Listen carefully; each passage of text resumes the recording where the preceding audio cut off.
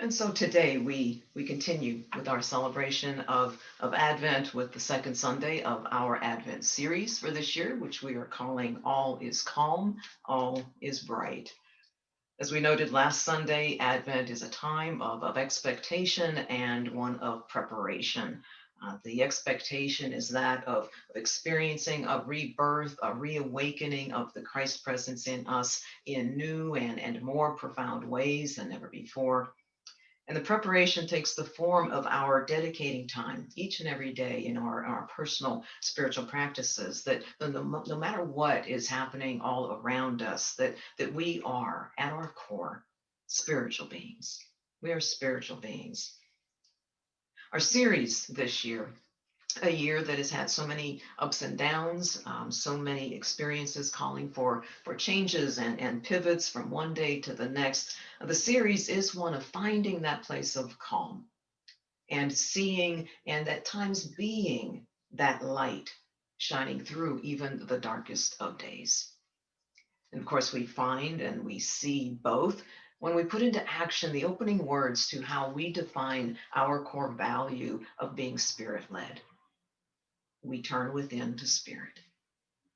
We turn within to spirit. And so this morning we do that as we spend some time focusing on that inner divine attribute of peace. In our promotions for this week's service in our Advent series, I presented the image of hundreds, perhaps even thousands of dominoes, aligned in such a way that they make a particular formation. Each one of them perfectly aligned, such that when just one of them is set into motion, all of the others automatically fall into place as well, into that same motion. And so we can use that image as we contemplate peace. When we view peace as a spiritual quality, a spiritual presence in us, we see that as being a divine idea. It's a divine idea that's held in the consciousness of humankind, in you and within me. And when we become aware of that divine idea, when we act upon it, begin to express it in some way, well, then we can be that catalyst to set into motion the very same awareness, the very same actions and expressions in others. It might be 10 people, 10 people who are within the closest inner circle we have of family and friends. It can also be hundreds, even thousands of people, given the very large platforms available to all of us today, where we can share our words, show what the things that we are doing in support of peace. So let's take a look now at how we can go from being unaware to being a domino for peace. Perhaps the place to begin is to take a look at the idea of an idea. Unity's co-founder, Charles Fillmore, published a book it's basically a metaphysical reference book, and it's called The Revealing Word. And in it, he offered various thoughts he had about ideas. And he noted first that everything is first an idea in mind. And as he applied that to ideas arising out of humanity, ideas that arise in you and in me, he gave some examples. For example, whatever you are sitting on right now, if it's a chair, a couch, a bed, a pillow, the floor, whatever it is, or perhaps the cup that's holding your coffee or tea or beverage of choice this morning, all of those things were first ideas in the minds of those who eventually made them. Now, when Charles shifted his writing to speak of the divine idea, he noted that these ideas are not created exclusively by the human mind, that they are brought into our awareness because we have first set an intention and made a connection with our spiritual natures, a connection with that Christ presence within us. And he noted that these ideas, he said, they are the most heavily charged with spirit. The most heavily charged with spirit. So that takes us right back to our earlier comment and commitment to turn within to spirit, as we go about creating the experience of calm and light that is what this series is all about. So let's apply all of that now to the divine idea of peace.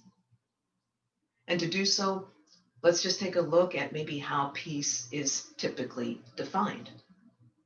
In the scriptural story of Christmas, the scriptural story of Jesus' birth, there is a proclamation by the angels above that says peace on earth.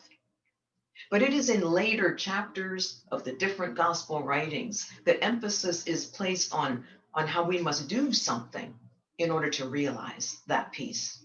And also that the peace being proclaimed on that holy night might be very different than what we may have in mind. See, many times peace is seen as being the absence of something. That is a time or a place when there's no bad stuff happening at all. Peace will exist when there is no conflict between us and our children or our spouses and partners or our work colleagues and bosses and such. Peace will exist when there is no physical ailment in us, when no unexpected bills arrive in the mail, when there is a cessation of mass shootings and wars, when COVID-19 is eradicated from our lives. The measuring stick for that kind of peace, the peace in those examples, is the presence of no outward aggression or conflict, and none of the underlying stresses or tensions or anxieties are even addressed. That's not divine peace. That's not the peace that Jesus was referring to when he offered the words that we, with which we lit our Advent candle of peace for today. My peace I leave with you. My peace I give to you.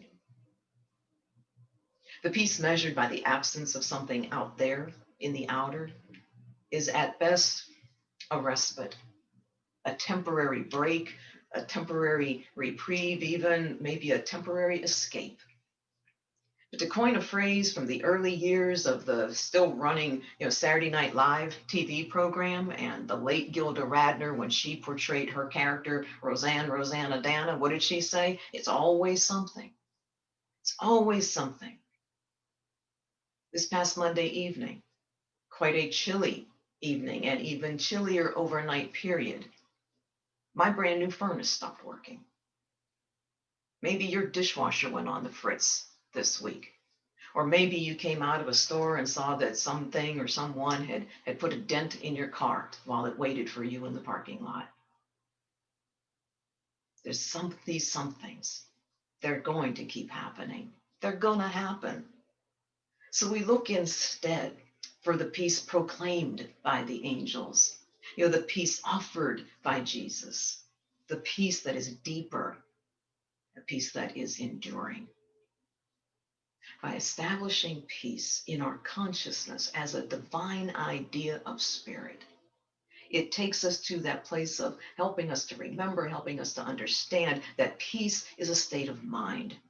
It is not something that comes to us or settles upon us. It flows from within us. So how do we activate that flow? How do we become that domino that we wish to be? Now, this may sound counterintuitive at first, but we can begin to activate the flow by doing nothing.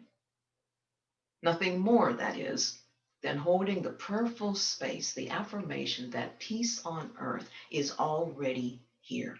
The peace on earth that we seek, it is already here. It's here in the sense of being available to us to manifest and bring into our reality. Now, my statement of our not doing, having nothing to do, that wasn't entirely true.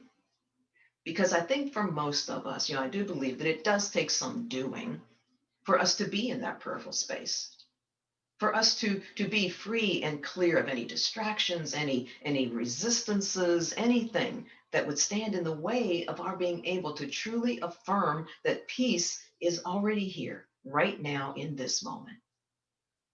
The things that prevent us from activating, that activation from happening within us, and to come forth from the fullness of our spiritual natures, the fullness of that part of us. And sometimes these distractions, or if we want to, if resistances is even a word, these things can show up in our beliefs. Maybe we find that we're holding on to some beliefs that don't align with the idea of divine peace. Or maybe there's some tweaks or adjustments needing to be made to our attitudes, or our outlooks. Or sometimes we can just look out at everything going on around us, and we just can't imagine that spirit could be present in all that is so upsetting and heartbreaking and tragic and so hard to grasp, let alone understand. And so we find ourselves just having a sense of absolute separation from spirit. Not long ago, I was on a video call with a really good dear friend that I got to know in Kansas when I was living there, and we hadn't connected for a while, so there was a whole lot of catching up that we had to do. And at one point, we were sharing the ways in which the pandemic, has impacted us. And she shared a really impactful story as to how her experiences of it have changed as the months have progressed. She told me in the earlier months of the pandemic, when it was just kind of first starting out and making itself known, she and her husband, both were very anxious and tense, very negative about it, but at the time not aware of that, and therefore not aware of how it was impacting them. They are both in careers that were completely shut down and remain so to a large degree for many still today, and they found themselves just kind of being dumped into this space of having to recreate themselves in some way just to survive. Her parents, both elderly, both in their mid 90s, and they do not have nor want smartphones. They do not like virtual platforms such as this. They have no desire to even figure out what social media is. And so that was my friend's way of trying to keep them connected. And then as COVID surged in her parents' area, they reached a point where they had to tell her and their other children to stop coming to see them, to stop coming to their house, stop coming to check on them, to stay with them for several days at a time. With their advanced age and some underlying health issues, the risk had now just become too great. When my friend's son would come to visit her and her husband, they wouldn't go inside because he was still active out in the workforce and interacting with any number of people every day. And so they would sit out in the yard, they distanced themselves, but they still hugged and said their goodbyes and had their greetings that way. And then with the surge, the day came when her son told her that he could not allow her to hug him anymore. The risk was much too great for him to take, that he could inadvertently, unintentionally pass COVID on to her. So they settled for the elbow bump. So with each of these changes coming forth, so much more darkness came into my friend's life and her husband's life. The negativity increased, but then came the day when the awareness of that got their attention. It got their attention. So they sat down and they started to have a talk, and they began to realize and recognize how they had been reacting. They saw the consistency in which the negativity would just be there for them, front and center, with how they thought, what they spoke, all throughout every circumstance they had. They saw how much power they had given over to the pandemic itself, and how that had impacted what had always been such a positive outlook on life. And she told me that right then and there, they made a pact. They made a pact. They made a conscious decision to think and to act differently, to speak differently about COVID. They were no longer going to focus on the negativity. They were no longer going to allow that negativity to be the thief of their peace. And now their creativity, it's coming through them as it pertains to their careers. It has grown exponentially. And she told me that they are actually thriving in their reinvented careers right now. Now, my friend is able to hear the joy, the absolute joy in her mother's voice when her mother tells her, "We have a phone upstairs We've all also got one downstairs. That's how we're staying connected and we're doing great. And now she's able to focus on the gratitude that her son has never had to worry about his job, never have to worry about how he was going to support himself. And she feels the love that he must have for her to be able to tell her not to hug him out of concern that he might unknowingly infect her. So, what she and her husband released from their consciousness and from their actions were anger and resentment. They released ideas that connections could only be maintained in person and through high technology. And they released fear that a temporary loss of a hug would somehow lessen the love between a parent and a child. In releasing all of that, it activated a new awareness that altered their conscious thinking about what peace on earth really means, which has since been begun moving through them in all that they think and say and do. They have become more and more, like living proof of the divine idea of peace being right here, right now, ready and waiting to be manifested by us. So this is the point where we become conduits for peace. This is the point where we become that first domino. It's here. And quote unquote, here could be in a moment or a lifetime. But it's here where we are an agent for the awakening of peace on this planet. It's where peace is not defined by words. It's not defined by something, absent from the outer, but it's defined by the fullness of our spiritual being. It's a fullness that occurs when we remember that literal birth of long ago that brought the divine idea into the consciousness of the world at that time. And we experience a birth, a rebirth of that same peace in our hearts today. See, that's a peace that's worthy of the proclamations of old. It's a peace that empowers us to accept it as the gift that Jesus left for us, that he gave to us, the gift that we are now to be in our expression. As Charles Fillmore continued his writings about the divine ideas in the revealing word, he went on to say that these kinds of ideas, they are catching. They're catching. He said, when these ideas are released, they spring forth and they pass from mind to mind to mind. When they are expressed, the whole race is lifted up if the idea is charged with the uplifting spirit.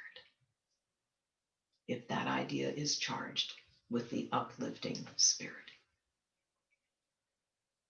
When I hung up the phone with my friend, I had a whole lot that I could take into prayer about my own thoughts, about my own ideas about peace as they are today, about whatever ones might not align with the idea of divine peace, the ones that I might want to consider working on and working on releasing as a part of my Advent expectations and preparations. And at the end of that phone call, that video call, I also felt more at peace and of peace than I had been feeling over the last several weeks. The passage of an idea, born of spirit, from mind to mind to mind to mind, just like the dominoes, perfectly aligned, coming together to work as one in bringing forth a result that is ready and willing and waiting for us to manifest. It is to peace that God has called you.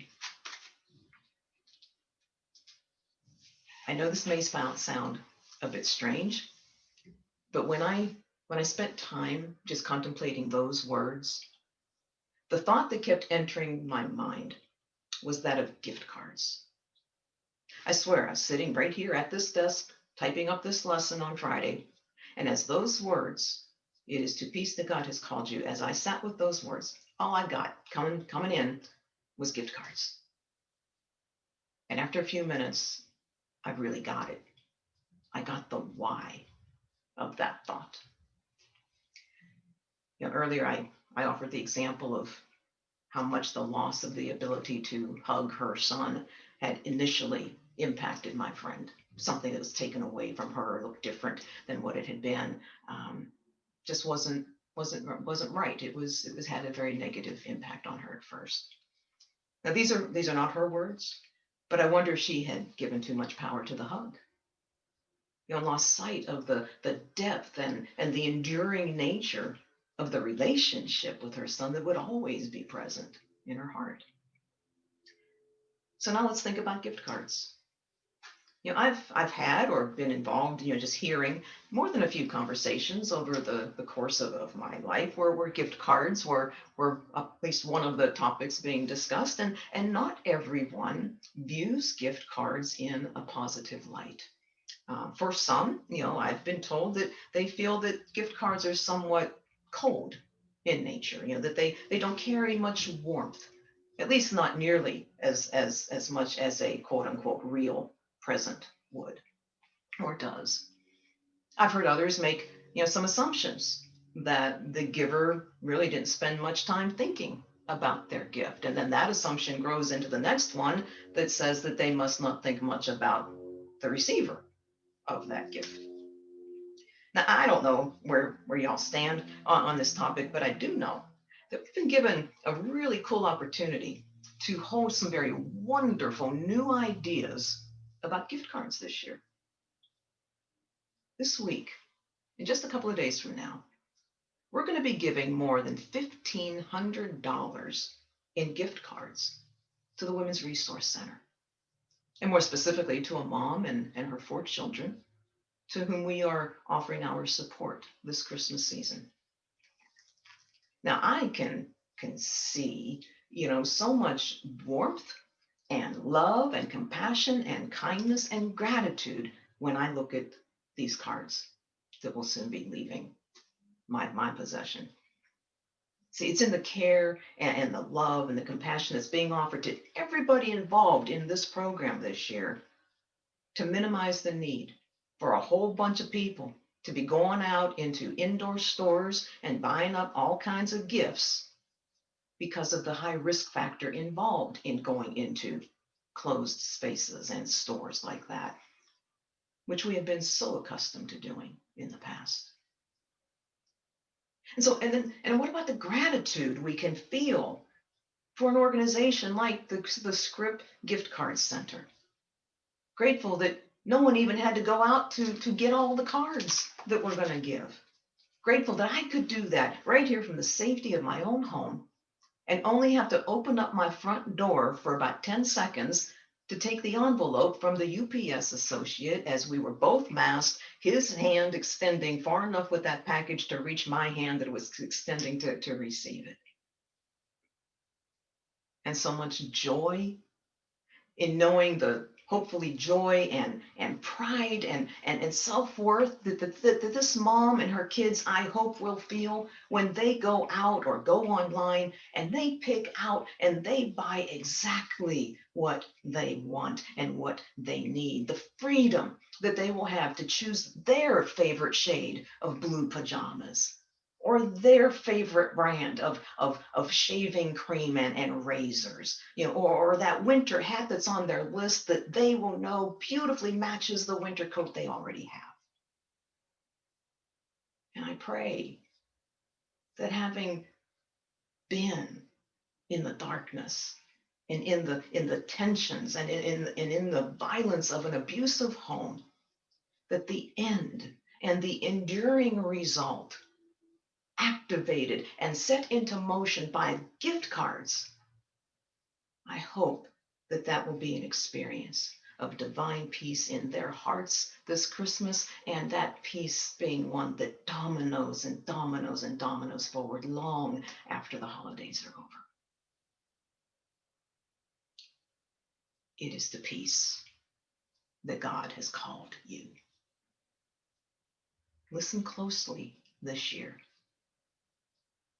because that call, it may be coming from a landline phone, or maybe through the bump of somebody's elbow, or even in an envelope containing nothing more than small rectangular pieces of plastic. God bless you.